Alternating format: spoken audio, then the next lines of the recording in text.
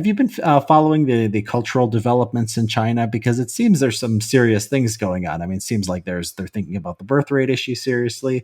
They are clamping down on video games, clamping down on effeminate men on TV. These very sort of just this cultural sort of right turn that's really scared the media. I think there was a article, I think it was in the Washington Post, that say we have to think about it like a fascist regime, right? It has fascist values. It wants people to procreate, that it worships masculinity, and you could see how this will really upset the this could get liberals sort of on board with the Cold War. What do you think? What do you think is what do you think is going on there? What's your analysis of sort of what the government's thinking and what they're doing? Well, remember I said that going back, this may seem overly dramatic, but going back to a kind of perspective on the world that anyone with a kind of either South or East Asian heritage would just naturally have, even if they grew up in the United States, they would, from talking to their uncles or whatever, they would know a little bit about this.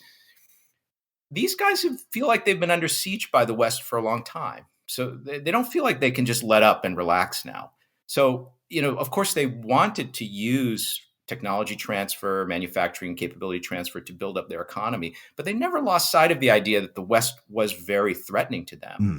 And so this idea that, okay, we have to be pro-natalist, we have to get our reproductive rate back up, we have to make sure our society is ready to bear hardship, we have to help the poorest people in the country. These were all important priorities of Xi Jinping. So, these are real things that are going on there. Now, whether they're ultimately going to pay off or work for China, it's unclear. But there is a very different focus of the society there than, say, in the United States. Yeah. Have you seen Dan Wang's his some of his writings on the Chinese system? What he's saying about basically the idea is to transfer human brain power away from software and consumer products towards things like nuclear fusion, things in like energy, things like tangible goods. Yeah. It's really amazing because if you go to Silicon Valley circa 5 to 7 years ago, people would say things like, I wanted a flying car and all I got was 140 characters of text. Right. And, so the point of that being that there's a little bit, it's too easy to make money through social networking, kind of lightweight, internet-based startup ideas. And it's much, much harder to make money through any kind of real hardware advance or physical system advance. Yeah. And so that was a kind of, clever take that's persisted over the last decade or so in Silicon Valley. And now you have people like Eric Schmidt and others who are trying to, reignite U.S. innovation by, starting up companies that are doing real physical things. And so it's not a wrong take, but what's interesting is that they have more state capacity in China. Uh-huh.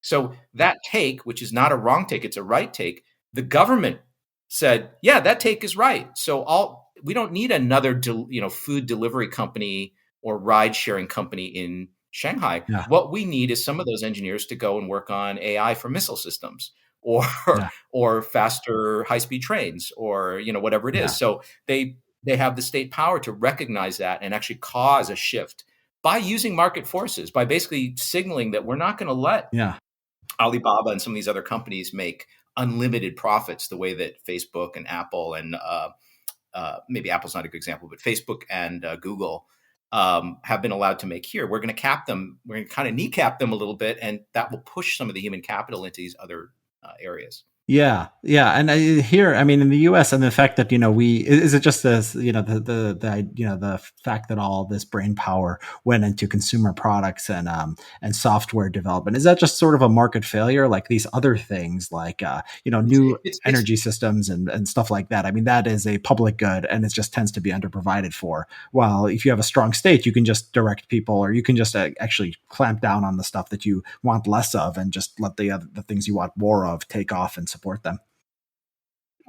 In a way, it's not a market failure in the sense that, people like Zuckerberg were brilliant in figuring out that, hey, these social networks have a special kind of lock-in characteristic, right? If you're the biggest, everybody's going to want to be in your network, and number two is going to disappear completely. So you get sort of monopolistic kind of advantages.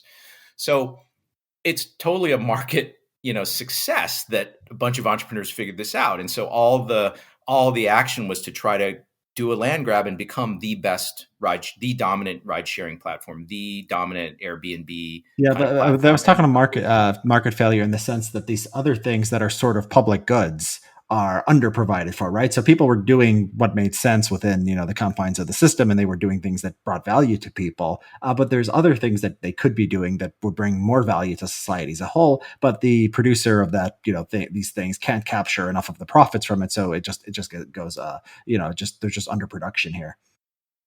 that's correct. And also just another reality that intrudes here is just the reality of technology. How hard is it to advance the technology in batteries? How hard is it to advance the technology in flying cars or something like this? It's just not easy. And so even if the market knew that that was a good thing to do, it doesn't mean that necessarily the people who go and bang their heads on it are going to succeed. It may take them 2 decades to succeed. Yeah. So yeah. So that's like a time horizon argument, right? It's just that it can be done, but people want rewards, if not right away, at least not in 2 decades in the future.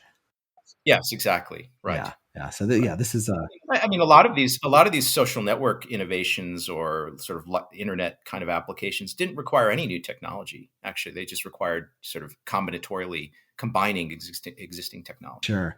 So yeah, the on the going back to the cultural thing, you my view of the China and the birth rate issue, and I think it's a huge issue for humanity because it's sort of the China is what, like 1/5 of the world's population. So what they happens to their population is going to determine to a large extent the future world population, and it's sort of an open question how much modernity causes low birth rates and sort of how fixable it is by government intervention. So I'm watching the what happens to Chinese fertility in the next 5, 10, 20 years. I think it's a very important metric.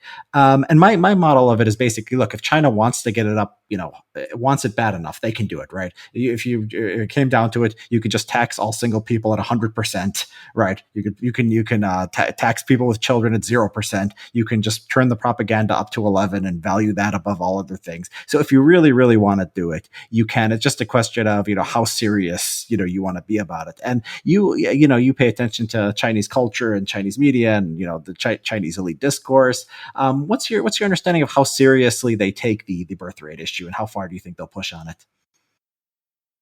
I think that again, just as I think in your book, your recent book, you pointed out that a lot of what drives the actions of society are certain interest groups, right? It's not like there's some grand wizard who plots a strategy and then that's the strategy that the country follows. Yeah, China might be a little closer to that sure. because you might say, okay, Xi Jinping in terms of being the single most powerful actor on the planet, maybe he is actually autonomous actor, but he still has to bring along all the other power centers in the Chinese government to say, hey, a pretty significant chunk of GDP we need to spend now so that 20 years from now we'll have enough workers entering the workforce.